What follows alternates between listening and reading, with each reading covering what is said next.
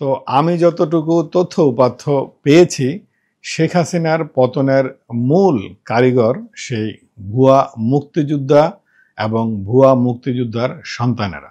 ৫ই আগস্টের পরে নানান মানুষ নানানভাবে শেখ হাসিনার পতনকে বিশ্লেষণ করেছে, আলোচনা করেছে, ধারণা করেছে এবং কিছু প্রমাণাদিও হাজির হয়েছে, যেগুলো একেবারে চোখের সামনে আমরা সবসময় দেখতে পাই। বিশেষ করে শেখ হাসিনার প্রেস কনফারেন্সে দুইজন সাংবাদিকের প্রশ্ন থেকেই মনে করতে পারে অনেকে যে শেখ হাসিনার পতন এখান থেকে শুরু হতে পারে। সেটিও একটি কারণ, কিন্তু একেবারে যেখান থেকে শেখ হাসিনার পতনের শুরু, যেখান থেকে শেখ হাসিনার পতনের বীজ বপন করা হয়েছিল, আমি আলোচনা করতে চাই সেখান থেকে। এই শেখ হাসিনা পতনের বিস্তারিত আলোচনার শুরুতে আমি এক বাক্যে বলতে চাই, এই শেখ হাসিনার পতনের মূল কারণ হচ্ছে মুক্তিযোদ্ধা। শুধু মুক্তিযোদ্ধা বললে ভুল হবে, এখানে বলতে হবে ভুয়া মুক্তিযোদ্ধারা।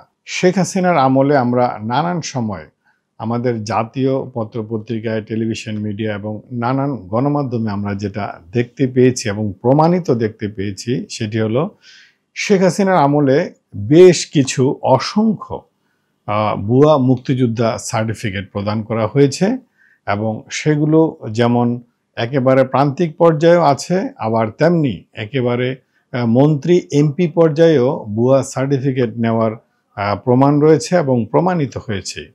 এই ভুয়া মুক্তিযোদ্ধারাই শেখ হাসিনার পতনের একমাত্র চাবিকাঠি। চলুন তাহলে বিস্তারিত জানা যাক এই ভুয়া মুক্তিযোদ্ধারা কিভাবে শেখ হাসিনার পতনের মূল কারণ এবং যেখান থেকে এই শেখ হাসিনার পতনের যাত্রা শুরু হয়েছিল। আপনাদের মনে থাকার কথা, ঢাকা বিশ্ববিদ্যালয়ে ২০১৮ সালে কিছু ছাত্র আন্দোলন শুরু করে কোটা বিরোধী। তাদের মূল দাবিটা ছিল যে বাংলাদেশের যে বিদ্যমান কোটা ব্যবস্থা রয়েছে নানান সরকারি চাকরিতে, সেটা প্রায় ৫৩%। তো স্টুডেন্টরা দাবি করছিল যে এই কোটার কারণে অনেক মেধাবী স্টুডেন্টরা চাকরি হারাচ্ছে, চাকরি পাচ্ছে না। ৫৩% কোটায় যখন চাকরি হয়ে যাচ্ছে নানান সরকারি ডিপার্টমেন্টে, তখন সত্যিকার অর্থেই তারা ভাবছিল যে মেধাবীরা সেখান থেকে বঞ্চিত হচ্ছে। সেই কোটা বিরোধী আন্দোলন শুরু হয়েছিল ২০১৮ সালে।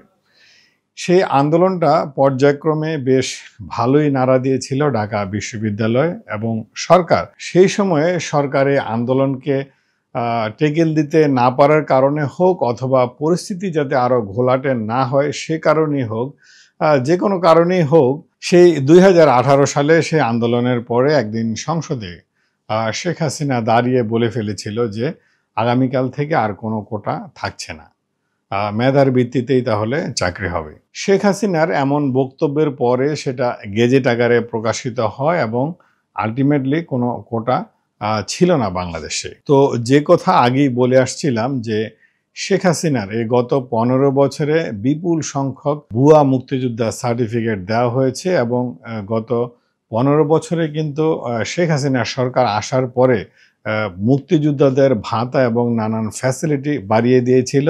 মোটামুটি একটা হ্যান্ডসাম অ্যামাউন্টই মুক্তিযোদ্ধারা পেত।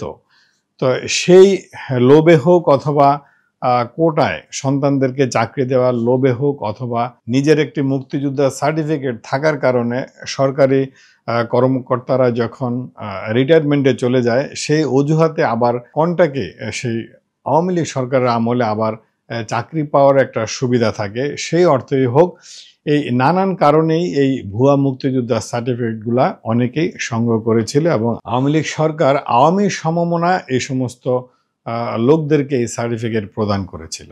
তো যখন ২০১৮ সালে প্রজ্ঞাপনের মাধ্যমে এই কোটা পদ্ধতি বাতিল হয়ে যায়, তারপর থেকে যারা এই ভুয়া মুক্তিযোদ্ধার সার্টিফিকেট নিয়েছিল তাদের কিন্তু ওই সার্টিফিকেট দেখিয়ে সন্তানদের চাকরি দেয়া অথবা নিজের রিটায়ারমেন্টে যাওয়ার পরে সেই সুবিধা গ্রহণ করা, সেগুলো কিন্তু একেবারে বন্ধ হয়ে যায়। বন্ধ হয়ে যাওয়ার পরে যথারীতি সেই মুক্তিযোদ্ধা সার্টিফিকেটগুলা একরকম অকেজু হয়ে পড়ে। সেই সার্টিফিকেট দেখিয়ে সন্তানদের আর সরকারি চাকরিতে যোগদান করাতে পারছে না। তো এইভাবে চলে ২০১৯, ২০, ২১, ২২, ২০২৪ সালে এসে কিছু ভুয়া মুক্তিযোদ্ধারা একত্রিত হয়ে সাবেক প্রধানমন্ত্রী শেখ হাসিনার সাথে দেখা করেন এবং তাকে পরামর্শ দেন যে এই কোটা আবার কিভাবে ফিরিয়ে আনা যায়। অর্থাৎ শেখ হাসিনাকে বোঝানো হলো যে মুক্তিযোদ্ধারা যদি এভাবে বঞ্চিত হয় অথবা মুক্তিযোদ্ধার সন্তানরা যদি কোটায় চাকরি না পায়, তাহলে আগামী সরকারের যে নানান মহল, সেখানে কিন্তু আওয়ামী সমমনা লোকজনের সংখ্যা কমে যাবে এবং সেক্ষেত্রে সরকারের সমর্থনকারী সরকারি চাকরিজীবীদের সংখ্যাও কিন্তু কমে যেতে পারে। এমন পরামর্শ হয়তো সেই ভুয়া মুক্তিযোদ্ধারা শেখ হাসিনাকে দিয়েছিল। শেখ হাসিনা হয়তো অনুরোধ করেছিল যে সেই মুক্তিযোদ্ধা কোটায় চাকরি পাওয়া কিভাবে আবার ফিরিয়ে আনা যায়। তো আমার ব্যক্তিগত ধারণা, এটা হয়তো অন্যজনের দ্বিমত করতে পারেন, আমার ব্যক্তিগত ধারণা সেই আলোচনা থেকেই শেখ হাসিনা তাদেরকে হয়তো তখন একটি রিট করতে বলা হয়েছিল। সেই আলোচনার পরে শেখ হাসিনা অথবা ভুয়া মুক্তিযোদ্ধারা কিভাবে সেই মুক্তিযোদ্ধা কোটা আবার ফিরে আনা যায় সরকারি চাকরির ক্ষেত্রে, সেই পন্থা হয়তো খুঁজতেছিল। অবশেষে আমার ধারণা যেটা হয়েছিল, মুক্তিযোদ্ধা ভুয়া মুক্তিযোদ্ধারা অথবা শেখ হাসিনা উভয়ে অথবা এক পক্ষ হয়তো সেই পথ বের করেছিল যে আদালতের মাধ্যমে হয়তো সেই কোটা আবার ফিরে আনা যায়। সেই আলোচনা থেকে হয়তো আদালতে একটি রিট করার সিদ্ধান্ত হয়েছিল। সিদ্ধান্ত মতে হয়তো সেই ভুয়া মুক্তিযোদ্ধার সন্তানেরা আদালতে গিয়ে একটি রিট করে ফেলে, আর সেই রিট থেকেই শুরু হয় শেখ হাসিনার পতন। সেই রিট করার পরে আদালত শেখ হাসিনার প্রসঙ্গ টেনে শেখ হাসিনা সংসদে যে বক্তব্য দিয়ে বলেছিল যে কাল থেকে আর কোনো মুক্তিযোদ্ধা কোটা থাকবে না, সেই যে বক্তব্য এবং সেই যে সিদ্ধান্ত, সেটা আদালত অবৈধ ঘোষণা করে এবং মুক্তিযোদ্ধা সন্তানদের জন্য, নাতি নাতনিদের জন্য সরকারি চাকরিতে সেই কোটা আবার পুনর্বহাল হয়।